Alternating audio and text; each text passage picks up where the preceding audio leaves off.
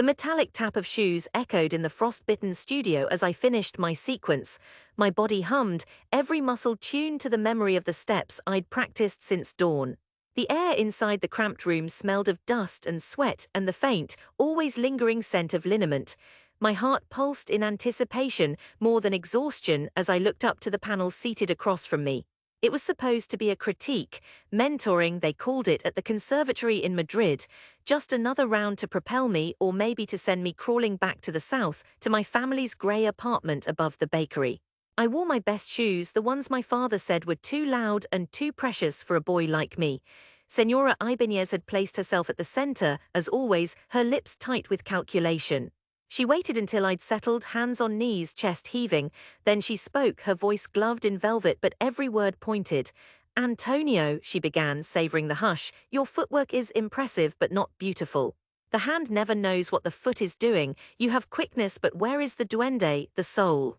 One of the younger teachers, the one whose own dreams had long calcified, suppressed a smirk. From the back row came a mutter, Lydia, my cousin, who grudgingly took classes here only until her mother gave up on her and piano. Someone coughed, another checked her phone. I looked out the rain-warped window toward Plaza Lavapiés and the tram cables like black veins against the afternoon sky, but there was no one coming to rescue me. I tried to keep my voice sturdy. "I understand. I can work on the connection betweens." But Ibanez tossed her hand through the air. "No, enough. It is not technical, Antonio. It is ridiculo. You want to dance like that, you will only embarrass yourself and your family. Flamenco is not circus." The laughter started at one end of the row and rolled across, not cruel all at once, but gathering as it went, feeding on itself. My cheeks burned. There was a sharpness in my throat. My cousin's voice, a knife disguised as a giggle, rose above the rest. He practiced for weeks, thinking he'd be on television, and what is he? Only a clown in fancy shoes. They said other things. That I had no business being here, that our family name didn't belong on the rosters, that I had grown too big for my station. The mask slipped from a few faces, fellow students, neighbors from our barrio, everyone with their stories wound tight around them, eager for someone else's to unravel. I pressed the heels of my hands against my eyes. I would not give them tears. Not here, not now. Afterwards, I lingered in the vestibule, pulling on my jacket with trembling hands, ears still ringing from the reverberations of their laughter. I found my cousin by the lockers chatting with friends, the cheap plastic of their songs echoing from a cell phone. She didn't look at me as I passed, but her friends snorted, El Bailarin, and the group erupted. Outside, the air was heavy with the threat of rain, the city's colors blurred and uncertain. I hunched my shoulders and walked home through the winding alleys, the pain in my chest too large to utter. The bakery was busy when I arrived, the doorbell's ding announcing my return. "Done early?" my mother asked, wiping flour from her hands. She didn't meet my eyes, which was a kindness. I'm not sure I could have borne it. "Critique finished early," I lied. My father didn't look up from stacking bread.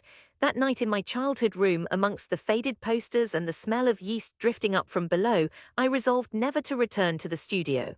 I stuffed my shoes under the bed where their sequins would not catch the light. I stared at the shadows on the ceiling until morning came, thin and pale, but vows made in darkness dissolve under daylight, and despair is always threaded with a stubborn kind of hope. I started dancing in secret after hours, staying behind to sweep the bakery so my parents would think I'd turned dutiful. When the oven timers fell silent and Papa retreated to read his paper, I cleared the empty floor and played music through old headphones, tracing the steps over flour-dusted tiles. Some nights I failed, losing my footing, slamming into the fridge, or freezing up when I remembered Ibanez's smirk. Some nights, though, the city outside would almost fall away, and the rhythm would settle into my bones, making me feel rebuilt if only for a few minutes. I found small jobs, teaching children in church basements, dancing at weddings. Nobody wanted a modern flamenco dancer from Lavapiés, but the old women always watched, arms crossed, eyes softening with the tang of old memories. I learned to improvise, to take what they would give, and to lose myself in the music, if not for glory, then for breathing. The worst was at home. My father wore his disappointment like a coat, heavy and silent. He would gesture at the mess on the floor or the bills on the table and say nothing, his meaning louder than words. My mother, caught between us, pleaded for peace. "Just finish school, Antonio, get a real job. Dancing is not for people like us, they will never let you in." At night I pressed my hand to the wall and listened to their whispered arguments, his voice sharp, hers soft, both exhausted, and felt the ache of having become the center of their worry. Yet there was something inside me, small but burning, that refused to be stamped out. Years blurred. I found work in the cleaning crew at a grand theatre downtown, scrubbing floors and changing light bulbs between performances, sweeping the marble halls when the audience departed. The dancers breezed past me in their sparkling costumes, never looking twice. But I watched every rehearsal, every mistake and correction, every argument between choreographer and dancer, every exhausted collapse in the wings. I watched until I could see the shape of their moods in their footsteps, the arc of narrative hidden in their wrists. One evening, after hours, I was mopping the west corridor when I heard music trembling from the empty stage.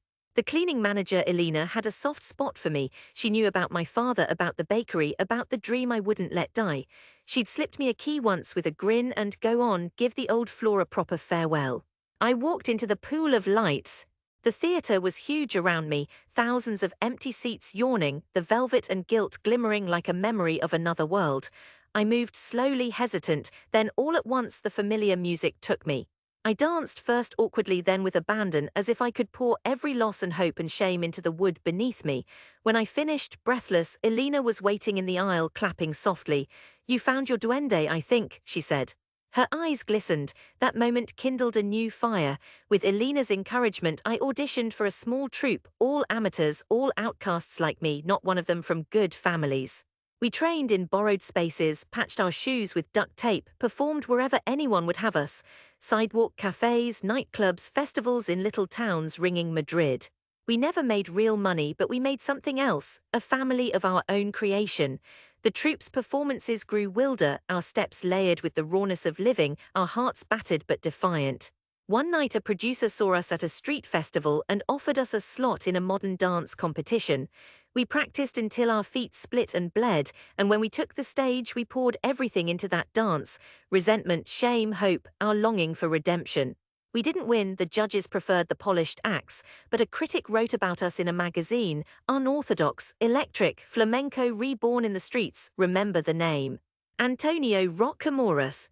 The words sent a ripple through our community. For weeks, old friends from the studio sent cautious texts. My cousin, now married and bored in Mostoles, messaged a frosty congratulations. Neighbors whispered behind their hands when I bought bread for my parents after midnight. But success is a slow, uneven tide. More invitations came: a festival in Barcelona, workshop offers, a television spot with an avant-garde choreographer. I built new routines, taught private students, saved every euro. I sent money home, first in trickles, then in earnest. My father never acknowledged the transfers, but my mother started calling more often, her voice tentative but proud. As years passed, I became a choreographer, not just a performer. I moved with my troupe into a tiny studio in the heart of Madrid, a space no larger than my old bedroom, but ours. I lined its walls with mirrors, hung bright scarves in the windows, painted over the old graffiti so hope could find a place to settle. Then came the invitation that would pull me home. The conservatory, the same one where I'd been mocked all those years before, now wanted to host a series of masterclasses with notable graduates reshaping modern flamenco. My name was on the list. I considered refusing. The old pain bubbled up, memories of laughter filling my mouth with bile, the taste of humiliation. But each night as my troupe rehearsed, their faith in me drew the poison out. I was no longer a boy.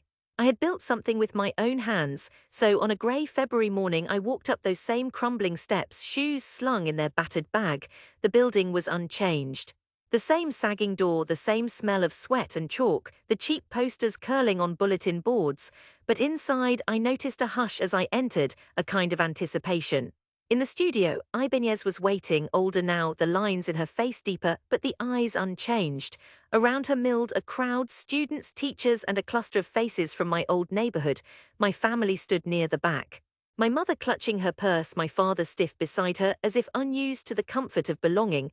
My cousin was there too. She looked embarrassed when our eyes met, but I only nodded. I had nothing to prove to her now. I started the class with simple steps, the bare bones of flamenco, the soul of what had once been considered ridiculous. The room filled with the sound of feet and hands, the syncopated breath of bodies in motion.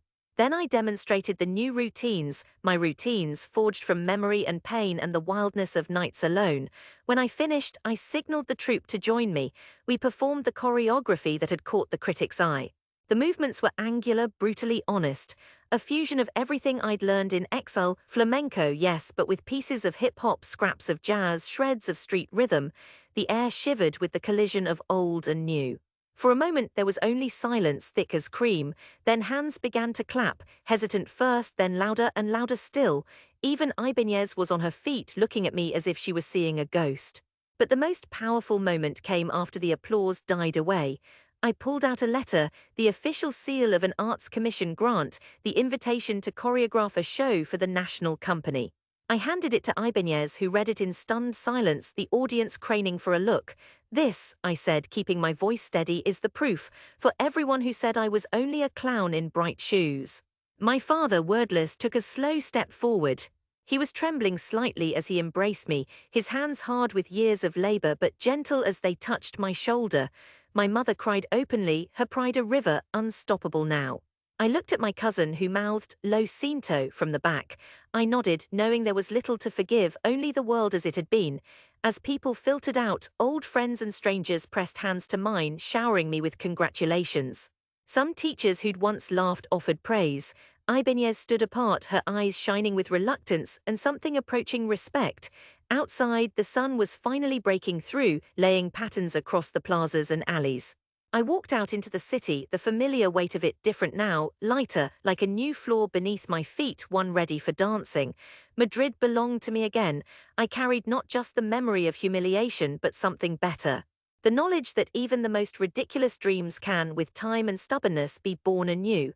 And as I led my family and the troupe through the winding streets back to our little studio, my shoes ringing out the rhythm of my rebuilding heart, I knew I had finally come home.